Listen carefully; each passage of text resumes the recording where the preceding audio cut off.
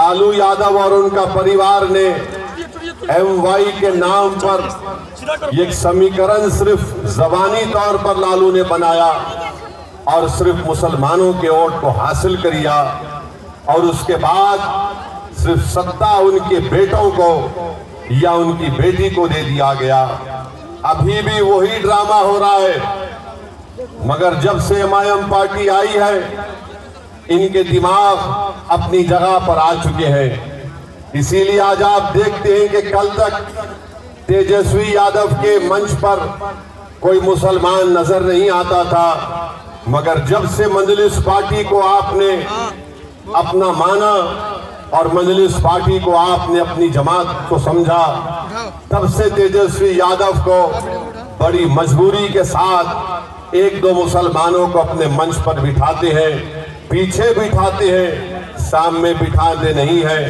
मगर बिस्मिल्लाहिर्रहमानिर्रहीम, अस्सलामु अलैकुम व रहमतुल्लाहि व बरकातहू। मोहतरम जनाब अख्तरुल ईमान साहब, रुकन असेंबली MLA, वो बिहार प्रदेश के मजलिस इत्तेहादुल मुस्लिमीन के सदर इंजीनियर आफ्ताब आलम साहब, बिहार प्रदेश के मजलिस इत्तेहादुल मुस्लिमीन के जनरल सेक्रेटरी हैं, मोहतरम जनाब आदिल साहब जो यूथ मजलिस के बिहार के सदर हैं, हमारी बहन मोहतरमा प्रियंका साहिबा जो काराकाट से MIM पार्टी के उम्मीदवार हैं, हमारे भाई मोहतरम ददन पहलवान साहब साबिका मंत्री भी हैं और मजलिस इत्तेहादुल मुस्लिमीन बक्सर के कैंडिडेट हैं, उम्मीदवार हैं। हैदराबाद से तशरीफ लाए जनाब माजिद हुसैन साहब जो MLA हैं, मेरे मजलिस पार्टी के तमाम रुफ़ा, मौजूद हाज़रीन इकराम, इज़्ज़तदार माँ और बहनों, गयूर नौजवान साथियों, मैं आपके सामने इस बात की गुजारिश करने के लिए खड़ा हूँ कि मजलिस इत्तेहादुल मुस्लिमीन ने हमारी बहन मोहतरमा प्रियंका साहिबा को जो जिला अध्यक्ष भी है, वो काराकाट से MIM पार्टी के उम्मीदवार हैं और मैं आपको बता रहा हूँ कि इनकी कामयाबी ये सिर्फ पतंग छाप की कामयाबी नहीं होगी, बल्कि ये सही मानों में न्याय की और सेकुलरिज्म की कामयाबी होगी। आप जानते हैं कि हर सियासी पार्टी ने महादलित का नाम लेकर आवाम को धोखा दिया, समाज के नाम पर मुसलमानों को धोखा दिया, कभी हिंदू एकता, सामाजिक न्याय की बातें करने वाले ये तमाम सियासी पार्टियों ने सिर्फ आपका वोट हासिल किया। और आज जब यहाँ से हमारी बहन इलेक्शन लड़ रही है तो हम पर इल्ज़ाम लगाया जा रहा है कि हम वोट काटने के लिए आ रहे हैं। मेरा उनसे एक ही सवाल है कि आपने क्या किया काराकाट के इस पार्लियामेंट क्षेत्र के लिए, और आप जानते हैं कि जितने हमारी बहन के खिलाफ कैंडिडेट हैं उनका एक का भी ताल्लुक काराकाट से नहीं है, बाहर से आकर मुकाबला कर रहे हैं और इल्ज़ाम मजलिस इत्तेहादुल मुस्लिमीन पर लगा रहे हैं। आप लोग इस बात से जानते हैं कि नबी नगर में एक पार्किंग के मसले के ऊपर 4 मुसलमान नौजवानों को मारा पीटा गया। यहाँ पर सोन नदी है और कोई बराबर ब्रिज नहीं है। अभी हमारे भाई बता रहे थे कि पाली का ब्रिज टूट गया, जितने इस पार्लियामेंट कॉन्स्टिट्यूंसी में ब्रिज है वो नीतीश कुमार की तरह है कि कब गिर जाए पता नहीं चलता। फिर इस काराकाट में कालीन की यहाँ पर कालीन बनाते थे, आज वो काम खत्म होकर रह गया।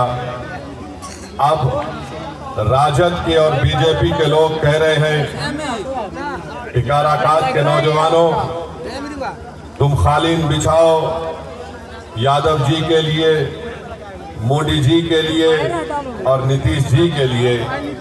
यहाँ पर यह कारोबार खत्म होकर रह गया।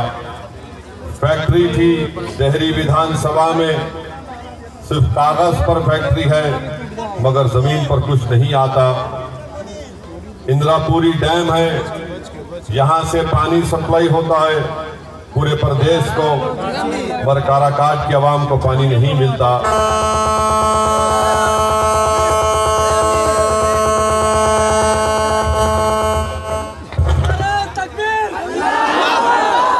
यहाँ पर बंसारा गांव है, जनता को पानी नहीं मिलता। गांव में मंडी नहीं है, कोई विकास का काम नहीं हुआ। हाँ, बालू माफिया का विकास हुआ मगर यहाँ की गरीब जनता का कोई विकास नहीं किया। कोविड के जमाने में कई यहाँ के युवा दूर दूर से पैदल चलकर काराकाट को वापिस आए। ट्रेन बसेस नहीं थी और जब कोविड की दूसरी वेव हुई, अस्पताल नहीं था। ऐसे वक्त पर हमारी बहन प्रियंका ने अपने घर को अस्पताल में तब्दील किया। आप बताइए आज जो हमारी बहन के खिलाफ जितने कैंडिडेट हैं, क्या वो आपको कोविड के दौरान नजर आए? नजर नहीं आए। तो मेरे अजीज दोस्तों और बुजुर्गों, हम आपसे अपील कर रहे हैं कि 1 तारीख के दिन आप काराकाट से हमारी बहन प्रियंका को, जो मल्ला समाज से उनका ताल्लुक है, उनको कामयाब करिए। यही सामाजिक न्याय की कामयाबी होगी। और ददन पहलवान साहब जो बक्सर से MIM पार्टी के उम्मीदवार हैं, उनको भी कामयाब करिए। आपको हम यही बताना चाहते हैं कि दालमिया की फैक्ट्री बंद है, सिंचाई का कोई काम नहीं है, ट्रेन के कोई कनेक्टिविटी नहीं है, महिलाओं के लिए कॉलेज नहीं है, रोड नहीं है। अगर आप एक अच्छा फैसला लेंगे तो यकीनन इंशाअल्लाह ताला यहाँ से जब हमारी बहन कामयाब होकर जाएगी, आपके बहुत से मसाइल का हल निकलेगा, विकास होगा। बल्कि मैं आपको खुशखबरी सुना रहा हूँ कि आज शिवहर में, उसमें कॉन्स्टिट्यूंसी में शिवहर है ना, जहां पर हमारे उम्मीदवार राणा रंजीत सिंह हैं, अभी हमको फोन पर इत्तला दी गई कि आज मतदान हुआ वहां पर और वहां की जनता ने यह फैसला लिया कि अब के बाद राणा रंजीत को अपना MP मुंतखब करेंगे। किशनगंज की आवाम ने मुत्तहदा तौर पर एक होकर अख्तरुल ईमान साहब को कामयाब करने का फैसला कर लिया। और इंशाअल्लाह ताला जब 4 तारीख को नतीजे आएंगे तो आप देखेंगे कि असदुद्दीन ओवैसी के साथ पार्लियामेंट में ददन पहलवान भी जाएंगे, राणा रंजीत भी जाएगा, हमारी बहन प्रियंका भी जाएंगी और इंशाअल्लाह ताला औरंगाबाद से इम्तियाज जलील साहब भी हमारे साथ जाएंगे। किशनगंज में 26 अप्रैल को मतदान का दिन था तो इतनी तकलीफ लालू यादव को हो गई कि मतदान के दिन लालू यादव को मालूम हो गया कि अब पूरे किशनगंज में पतंग छाप पर वोट लगने वाला है। तो बेहिसी के आलम में, परेशानी के आलम में लालू ने मतदान के दिन एक वीडियो बनाया और वीडियो में लालू यादव ने कहा कि ओवैसी को वोट मत दो, ये वोट काटेगा, तुम किसी और जावेद को वोट अपना वोट दे दो। लालू जी, हम आपको बताना चाह रहे हैं कि आपने बरसों MY का नाम लेकर सबकी आंखों में धूल झोंका। लालू जी, हम आपको बताना चाह रहे हैं कि आपने MY का नाम लेकर आपने सत्ता को हासिल कर लिया। आप बरसों मुख्यमंत्री बने, फिर आपने अपनी पत्नी को मुख्यमंत्री बनाया। उसके बाद आपने अपने दोनों बेटों को विधायक बनाया, अपनी बेटी को आपने मेंबर ऑफ पार्लियामेंट बनाया, फिर आपने अपने एक दामाद को जो उत्तर प्रदेश के हैं उनको आपने सांसद बनाया। लालू जी, आपका दिल कब भरेगा बताइए? वंशवादी नहीं चलेगा। यानी आप मुख्यमंत्री बरसों, राबड़ी देवी मुख्यमंत्री बरसों तक रही, अब आपके दोनों बेटे विधायक बने, एक डिप्टी चीफ मिनिस्टर बन गए, अपनी बेटी को आपने राज्यसभा भी जा दिया। मगर लालू जी को एक बात बड़ी तकलीफ देती है कि उत्तर प्रदेश का अल्पसंख्यक समाज का मुसलमान अब राजद की लीडरशिप को कबूल करने तैयार नहीं है। वो ये तय कर चुका है कि लालू यादव और उनका परिवार ने MY के नाम पर एक समीकरण सिर्फ जबानी तौर पर लालू ने बनाया और सिर्फ मुसलमानों के वोट को हासिल किया, और उसके बाद सिर्फ सत्ता उनके बेटों को या उनकी बेटी को दे दिया गया। अभी भी वही ड्रामा हो रहा है।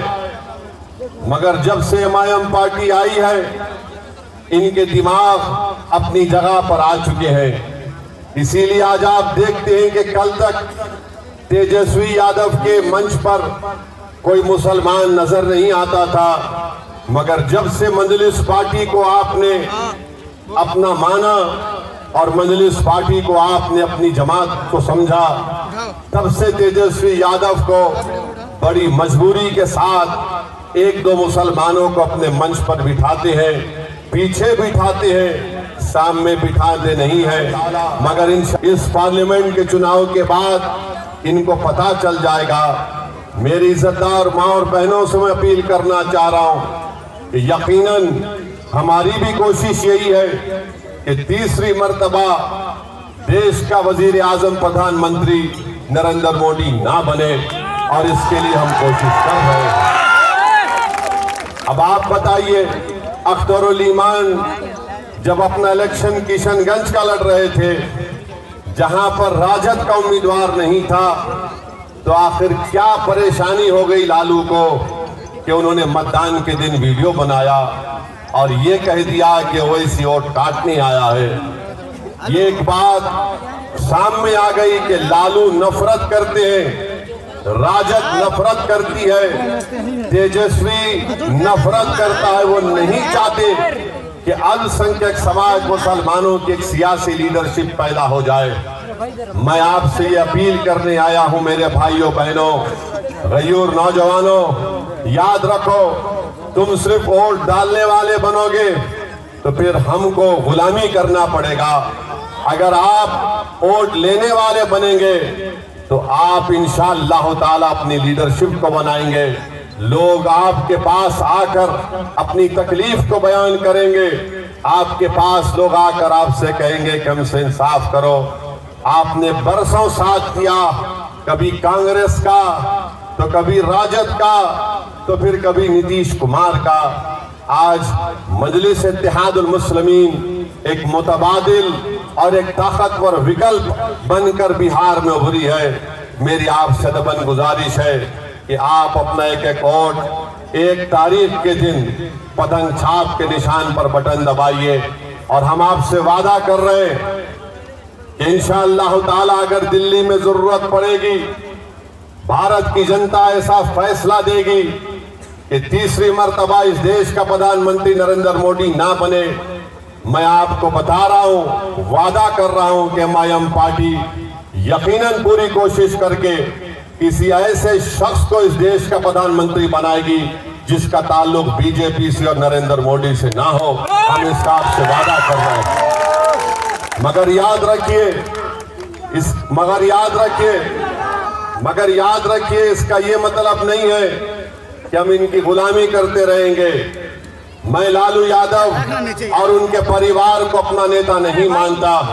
इसलिए नहीं मानता हूं क्योंकि मेरा मानना यह है कि आप में उनसे ज्यादा काबिलियत है। मेरा मानना यह है कि आप में उनसे ज्यादा ताकत है। मेरा मानना यह है कि आप उनसे ज्यादा नंबर में है। मेरा मानना यह है कि आपकी आबादी में उनसे ज्यादा हक है। तो जब आप हर एतबार से आगे हैं, आप कब तक इनके पीछे भागेंगे? आप बताइए कि राजद ने 22 लोगों को टिकट दिया, जिसमें से सिर्फ 2 मुसलमान हैं, बल्कि 32 टिकट राजद ने अपने 22 माले और सीपीआई के लोगों को दिया है, उसमें सिर्फ 2 मुसलमान हैं। 17% मुसलमानों की बिहार में आबादी है और 2 टिकट दिए जाते हैं। और गाली किसको देते हैं? ओवैसी को, अख्तरुल ईमान को, कि लोग वोट काटने आए हैं। अरे तुमको सिर्फ 2 नजर आए और अपने परिवार से तुमने 2-2 अपनी बेटियों को टिकट दे दिया। तुमने 2-2 अपनी बेटियों को टिकट दे दिया। बताओ मेरे अजीज दोस्तों और बुजुर्गों, इससे ज्यादा बेइज्जती और क्या हमारी हो सकती है? आपने अभी अख्तरुल ईमान की तकरीर में सुना कि कितनी नौकरियों से हमको हाथ धोना पड़ा। हमारी आबादी में 2 करोड़ हम आबादी में और नौकरी हमको नहीं दी जाती है। तो बताओ ये कैसे इंसाफ होगा? अगर काराकाज की जनता ये समझ रही है कि मैं सिर्फ जज्बाती नारे लगाने से मुझे इंसाफ मिल जाएगा, मैं ओवैसी के सभा में आकर ठहर कर उनकी तकरीर को सुनकर अगर चला जाऊंगा तो मुझसे इंसाफ हो जाएगा। नहीं मेरे दोस्तों, इंसाफ उस वक्त होगा मेरे भाई जब आप वोट डालेंगे मयम पार्टी को, जब आप अपनी लीडरशिप को पैदा करेंगे। ये जो लड़ाई हम और अख्तरुल ईमान और इंजीनियर आफ्ताब साहब, हैबर साहब और ददन पहलवान लड़ रहे हैं, ये लड़ाई आपके लिए लड़ रहे हैं, इन नौजवानों के लिए लड़ रहे हैं, इन मासूम बच्चों के लिए लड़ रहे हैं, क्योंकि आने वाला कल आपका होगा। हमारी जिंदगी का भरोसा नहीं कि कब हमारी जिंदगी का शमा गुल हो जाए, मगर ये लड़ाई तुम्हारे लिए लड़ी जा रही है ताकि आने वाले कल में तुम किसी की गुलामी ना कर सको। तुम खड़े होकर नेता बनो, तुम पार्लियामेंट में जाओ, तुम बिहार की विधानसभा में जाओ और जाकर अपने इंसाफ की लड़ाई लड़ो ताकि आने वाला मुस्तकबिल तुम्हारा हो सके। बल्कि मैं बिहार के उन तमाम अल्पसंख्यक समाज के मुसलमानों से अपील कर रहा हूं, क्यों नहीं आप मुख्यमंत्री बन सकते बिहार के? आने वाले विधानसभा में हम बताएंगे इंशाअल्लाह ताला लालू को, नीतीश को, कि बिहार का मुख्यमंत्री एक मुसलमान भी बन सकता है इंशाअल्लाह। हम कब तक इन लोगों की गुलामी करते रहेंगे? एमवाई के नाम पर वोट तो हासिल कर लेते हैं, मगर बताइए आप एक ट्रेन में रेलवे पुलिस का एक शख्स गोली मारता है ट्रेन में, तो आप देखते हैं कि मरने वाले का ताल्लुक बिहार से था। दरभंगा के बाजू मधुबनी की गांव का रहने वाला जिले का कोई राजद का नेता जाकर उस मरने वाले के घर पर जाकर उसको पुरसा नहीं देता। हम गए, हैदराबाद से गए, रहने वाला बिहार का था, मैं राजस्थान में रहता था, हम वहां पर गए। बताइए आप कब तक ये नाइंसाफी का दौर चलता रहेगा? मेरे अजीज दोस्तों और बुजुर्गों, मेरे अजीज दोस्तों और बुजुर्गों, ये बड़ी बड़ी बातें करते हैं, हम ये कर देंगे, हम नौकरी दे देंगे। अरे भाई तुम नौकरी अगर दे रहे हो तो बताओ इतनी बड़ी आबादी अल्पसंख्यक समाज मुसलमानों की है, हमसे इंसाफ क्यों नहीं हुआ? कितने साल हुकूमत थी अख्तर भाई राजद की? 17 साल 15 साल राजद की हुकूमत थी। 15 साल मुख्यमंत्री लालू राबड़ी, फिर उनके बेटे डिप्टी चीफ मिनिस्टर। बताइए आप कब तक ऐसा नाइंसाफी का दौर चलता रहेगा? हम आपसे अपील कर रहे हैं कि वोट एक अमानत है, उस अमानत का सही इस्तेमाल करिए। 1 तारीख को आपको डरने और घबराने की जरूरत नहीं है। जब यही राजद की सरकार थी नीतीश मुख्यमंत्री थे तो सीवान में एक 7 साल का मासूम बच्चे का नाम क्या था 7 साल के सीवान का 7 साल का बच्चा है, 8 दिन जेल में रहता है और 8 दिन उसकी माँ जेल के बाहर खड़े रहती है कि पहले तो 7 साल के बच्चे को जेल में नहीं डाला जाता। उसकी माँ रो रो कर कह रही थी कि मेरा बच्चा है, ये 18 साल का नहीं है, ये 16 साल का नहीं है, इसको छोड़ो, इसको बच्चों के घर में रखो। मगर 7 दिन तेजस्वी डिप्टी चीफ मिनिस्टर थे, सीवान में बच्चा जेल में रहा। मेरे अजीज दोस्तों और बुजुर्गों, किसने आवाज उठाई? मजलिस इत्तेहादुल मुस्लिमीन ने उस बच्चे के इंसाफ के लिए आवाज उठाई। CAA का कानून जब पार्लियामेंट में मोदी की जालिम सरकार बना रही थी कानून, 300 बीजेपी के एमपी के सामने मजलिस के 2 एमपीओं ने 300 बीजेपी के एमपी के सामने कहा ये CAA का कानून संविधान के खिलाफ है, हम इसको नहीं मानते, ये काला कानून है। हमने उस बिल की कॉपी को मोदी और अमित शाह की आंखों के सामने फाड़ कर उसको फेंक दिया। बताइए, आज मोदी कहते हैं, आज बीजेपी कहती है कि हम यूनिफॉर्म सिविल कोड लेकर आएंगे, यकसा सिविल कोड लेकर आएंगे। अपने दिल पर हाथ रखो, अपने दिमागों पर जोर डालकर अपने आप से सवाल करो कि अगर कल पार्लियामेंट में यकसा सिविल कोड या यूनिफॉर्म सिविल कोड का बिल लाया जाएगा तो क्या राजद का माले का कोई एमपी उठकर उसकी मुखालिफत कर पाएगा? कोई नहीं कर पाएगा। वो बोलेंगे नहीं ये छोड़ो, तुम्हारा कोई काम नहीं, हम देख लेंगे। मेरे भाई, आप ताकतवर हैं मगर आपको अपनी ताकत का अंदाजा नहीं है। इसीलिए मेरी आपसे अपील है कि आप मुत्तहिदा तौर पर अपने के कोर्ट का इस्तेमाल करिए। और रहा सवाल हमारे प्रधानमंत्री का, मेरे भाई, आप और हम सब लोग अपनी अम्मा के पेट से पैदा हुए ना, आप और हम सब, अम्मा ने हमको, अल्लाह ने हमको खून के खतरे से एक लुथड़ा बनाया। 9 महीने के बाद अम्मा ने हमको पेट से निकाला, हम पैदा हुए। ये वाहिद शख्स है प्रधानमंत्री जो कह रहा है कि मैं बायोलॉजिकली पैदा नहीं हुआ। माना हंसने की बात नहीं है, उन्होंने कहा ये बात को, उन्होंने कहा इस बात को कि मैं बायोलॉजिकली पैदा नहीं हुआ। अब आप बताइए, 130 करोड़ जनता का प्रधानमंत्री है और संविधान की दफा 51 ये कहता है कि भारत के नागरिकों को अपने आप में एक साइंटिफिक टेम्परामेंट पैदा करना चाहिए, यानी एक साइंटिफिक सोच पैदा करनी चाहिए। प्रधानमंत्री कहते हैं कि मैं बायोलॉजिकली पैदा नहीं हुआ। पागल है मोदी, पागल है। सुनिए, अभी आपको समझाना चाह रहे हैं। 2014 में जब आए थे तो कहा था अच्छे दिन लेकर आऊंगा, कहा था ना। फिर कहा था कि भाइयों बहनों 15 लाख डालूंगा। फिर कहा था 2 करोड़ नौकरी दूंगा हर साल। 2014 हो गया, 2019 शुरू हुआ तो मोदी ने कहा मैं आपका चौकीदार, कहा था ना, मैं आपका चौकीदार हूं। फिर चुनाव हो गया तो कहा मैं आपका सेवक हूं, फिर कहा सेवक हूं। अब 24 आ गया तो कह रहे हैं कि मैं बायोलॉजिकली नहीं पैदा हुआ। पागल है मोदी। अब मोदी ये कह रहे हैं कि मुझे खुदा ने, शक्ति ने किसी मकसद के लिए पैदा किया है। अब वो दिन दूर नहीं है कि नरेंद्र मोदी कह देंगे कि मैं ही सब कुछ हूँ, मेरी पूजा करो। आप बताइए, नरेंद्र मोदी अगर ये कह रहे हैं कि ऊपर वाला एक शक्ति, एक मकसद के तहत उनको यहाँ पर पैदा किया है। मोदी जी, जब कोविड के 2 वेव हुए तो बिहार के नौजवान जब मुंबई से, दिल्ली से, हैदराबाद से, बेंगलुरु से पैदल चलकर आ रहे थे, तो क्या इसीलिए ऊपर वाले ने आपको प्रधानमंत्री बनाया था कि उनको तकलीफ पहुंचाए जाए?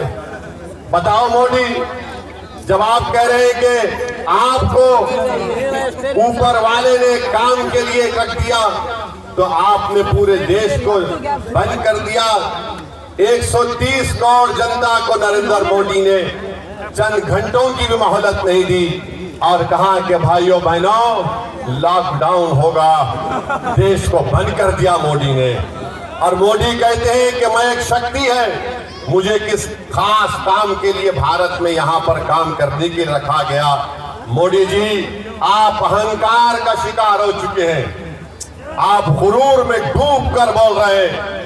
याद रखो, भारत एक देश है और देश बड़ा है। नरेंद्र मोदी, तुम देश से बड़े कभी थे ना कभी रहोगे इंशाअल्लाह। मोदी जैसे 56 लोग आके चले जाएंगे मगर भारत रहेगा इंशाअल्लाह ताला। भारत किसी एक शख्स का मोहताज कभी नहीं था।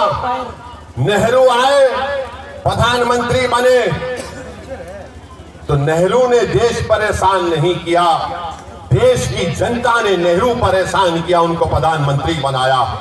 इंदिरा गांधी प्रधानमंत्री बनी तो इंदिरा गांधी ने देश परेशान नहीं किया, इन देश के गरीबों ने उनको प्रधानमंत्री बनाया था। राजीव गांधी बने, सब बने, मोदी भी बने तो देश के गरीबों ने उनको प्रधानमंत्री बनाया।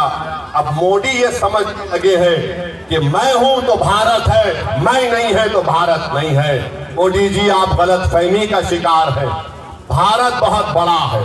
और मोदी जी, एक बात को सुन लीजिए, ये जमीन व आसमान को बनाने वाला खुदा है। आसमान, ये जो आसमान है मोदी जी, इसको तो शामियाना बनाने वाले का नाम खुदा है। बारिश को बरसाने वाला खुदा है, खाना खिलाने वाला खुदा है, सारी मखलूक को पैदा करने वाला खुदा है। मोदी जी, आप और हम सिर्फ एक खिलौना है खुदा के सामने।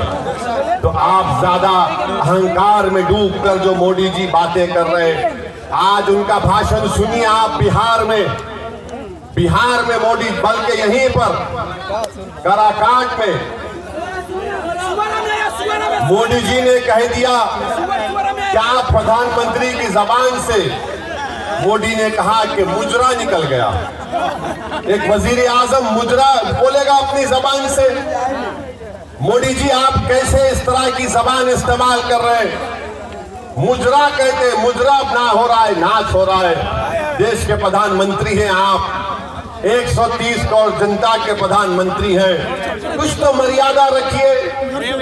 आप वजीर आजम प्रधानमंत्री रहकर मुजरा कहेंगे, फिर महिलाओं का सम्मान आप कैसे करेंगे? मोदी जी, बताइए आप। और देश का प्रधानमंत्री कहता है कि भारत के मुसलमान घुसपैठी है। मोदी जी, हम घुसपैठी नहीं है। याद रखो मोदी जी, जब देश की आजादी की लड़ाई बिहार में लड़ी जा रही थी उस वक्त तो लड़ने वाले आरएसएस के लोग नहीं थे, चड्डी पहनकर फिरने वाले। लड़ने वाले हमारे बुजुर्ग थे जो जेल की सजाओं को भुगते, अंग्रेजों की लाठियां अपने सर पर खाई, अपना सब कुछ कुर्बान किया और आज हमको घुसपैठी कहती है।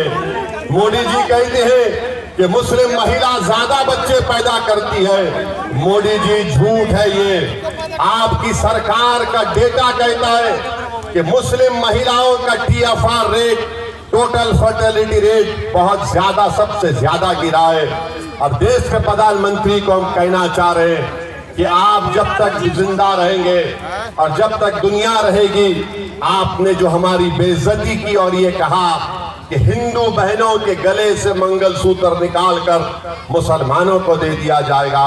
मोदी जी, अगर इस देश में अगर कोई हिंदू बहनों के मंगलसूत्र की हिफाजत करने के लिए अगर जान के नजराने अगर कोई देता आया और देता रहेगा तो मुसलमान है। हम किसी बहन के गले से दूसरा मंगलसूत्र लेने वाले नहीं हैं। मोदी जी, क्या हमारी गैरत नहीं है? क्या हम में हमियत नहीं है?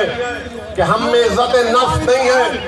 कि कैसे तुमने हमारी बेइज्जती करने के लिए इस तरह की बकवास की? देश की जनता देख रही है, देश का वो तमाम नौजवान देख रहा है कि देश का प्रधानमंत्री क्या क्या बोले जा रहे हैं और बार बार बोल रहे हैं कि मैं आरक्षण ले लूंगा।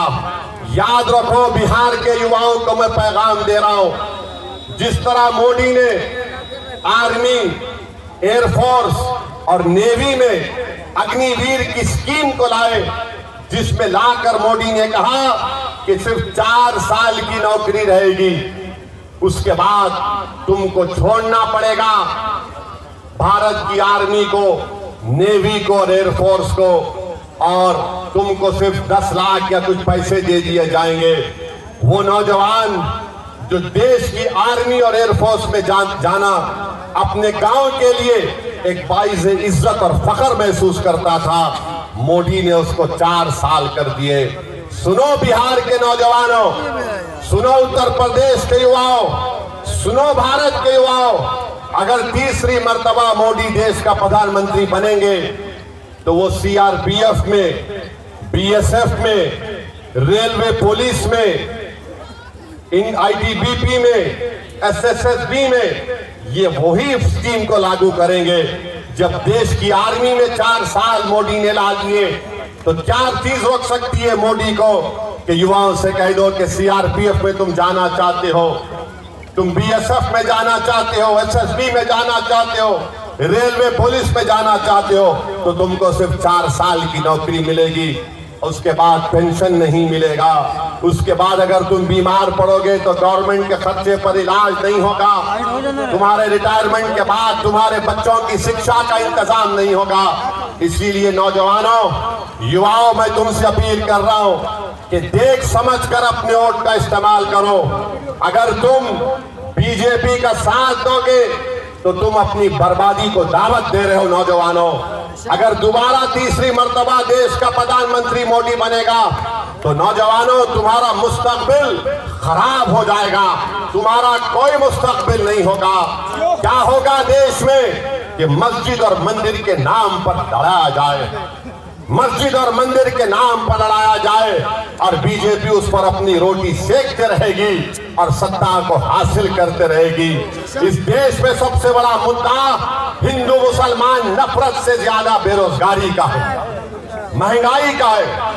बताओ क्या हो रहा है, ना रोजगार है, ना महंगाई कम हो रही है। और मोदी जी से आप बोलेंगे तो मोदी जी बोले, अगर आप जाकर पूछेंगे बीजेपी आरएसएस मोदी से कि वो इसी ने अपने भाषण में कहा कि बेरोजगारी बहुत बड़ा मुद्दा है, तो मोदी बोलेंगे वो लाख डाल देंगे, लाख डाल देंगे, उसको लाख डाल देंगे। मोदी जी, आपने 500 रुपए की नोट, 1000 रुपए की नोट जो गायब कर दी आपने, उसमें कई छोटे छोटे कारखाने हमेशा के लिए बंद हो गए, फैक्ट्रीज बंद हो चुकी हैं, मगर मोदी को उसकी लाख डालने की फिक्र नहीं है। मगर मोदी जी सत्ता में आने के लिए नौजवानों को ये पैगाम दे रहे हैं। तो मेरी आपसे अपील है कि आप 1 तारीख के दिन सुबह के वक्त में निकलकर अपने एक वोट का इस्तेमाल करिए।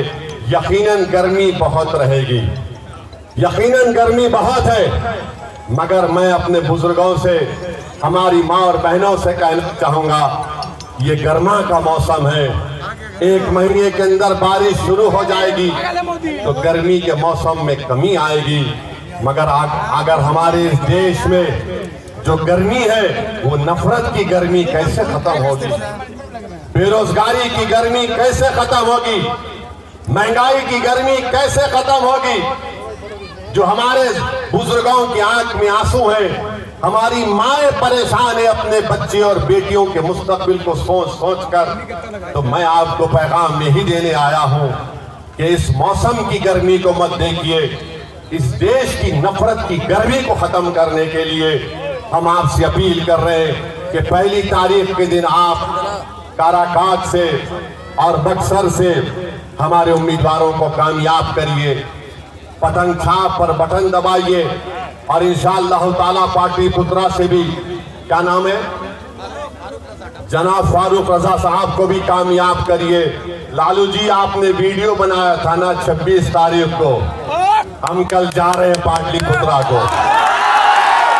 और लालू जी याद रखिए, हम आपका कर्जा नहीं रखेंगे बाकी इंशाअल्लाह ताला। बहुत कर्जे आपके हम पर है लालू जी, तेजस्वी तुम्हारे भी बहुत कर्जे हम पर है।